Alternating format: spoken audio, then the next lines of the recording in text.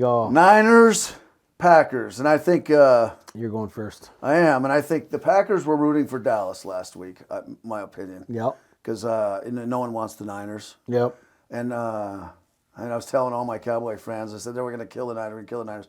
I said, you realize that if the Niners were in another division, they're a 13-win team. Mm-hmm. Oh, absolutely. And that includes the injuries they had. Mm-hmm. And they're going to punch you in the mouth. They should have beat Green Bay earlier this year.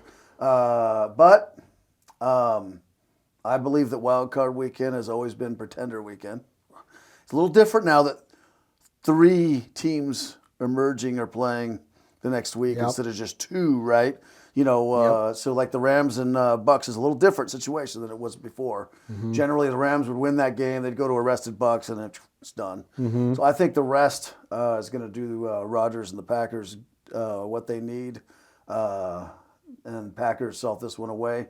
Might be close at halftime, like many of the Packer games this year. And I think the Packers are going to walk away with it. I thought Jimmy G tried to give away the game to the Cowboys late in that last game. And honestly, I felt like the Packers have really had the best defense all year, in my opinion. But they have kind of played a soft schedule. Mm-hmm. I don't know. I absolutely love Shanahan. I mean, I loved his dad when he was coaching my beloved Washington football team.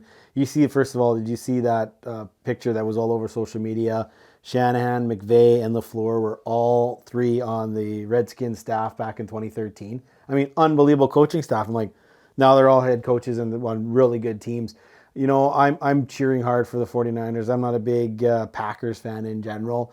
But I think the things that you alluded to is what's going to give the Packers the opportunity. I think Bosa's injury, I mean, is he going to come back? That's going to be a big one. I feel like the Niners are going to make this closer than people think. I do kind of agree with the fact that I think Jimmy G is going to make a mistake or two. There was some crazy stat when he doesn't turn the ball over, something like that, 6-0.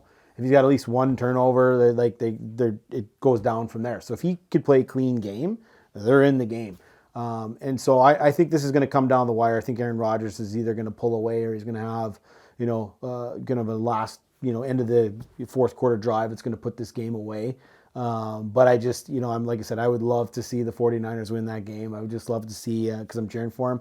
I just don't have a faith that I think the injuries on defense and a well-rested Packers team, which defense has been really good, but their offense is elite. Aaron Rodgers, he's so accurate, and I feel like he's just going to not make any mistakes and do what he needs to do to win games. Because I think this is like just an Aaron Rodgers tour. Like he's expected to go deep, and all the haters and all the stuff that's gone on. The preseason stuff that happened about him and his contracts, and then the whole everybody giving him crap for all the vaccination stuff, all that sort of thing. I think he's just kind of like a big screw you to the world type of thing. I'm gonna carry this team, and they will. And I think the Packers are definitely gonna win. It's here's what I find the most interesting. It's gonna be super cold, and the Niners are gonna try to punch you in the mouth. Mm-hmm. And there was almost too much game for them to get through Dallas. It's just the clock would just. It stood still for him in the second half. Mm-hmm. That's going to be a bigger factor with Rodgers on the field than it was with Dak and the Cowboys. The Cowboys still trying to run, even though they couldn't run the game. But, they're going to run that zone blocking, those sweeps, Deebo Samuel, the whole deal. Yep. Do they get to 125 yards against the Packers? I do. I think they will. It's crazy. You break down the 49ers offense. That's the line for the Niners. If they get to 125, they're definitely within possession of winning the game. I feel like they will, because the Packers defense is better, but they have had shown signs of some weakness at certain times of the season. And sometimes, and as a coach, and I know a coach, that even though you win, it kind of disguises some of your problems. Good coaches understand, like even though we'd have a big win against somebody and be a 4-1 win, and if you just looked at the box score, it says, the Beavers won 4-1, that's a big win. As a coach, you'd be like, holy cow, we gave up too many turnovers, and our goaltender made so many big saves, or we took too many penalties, and our penalty kill bailed us out.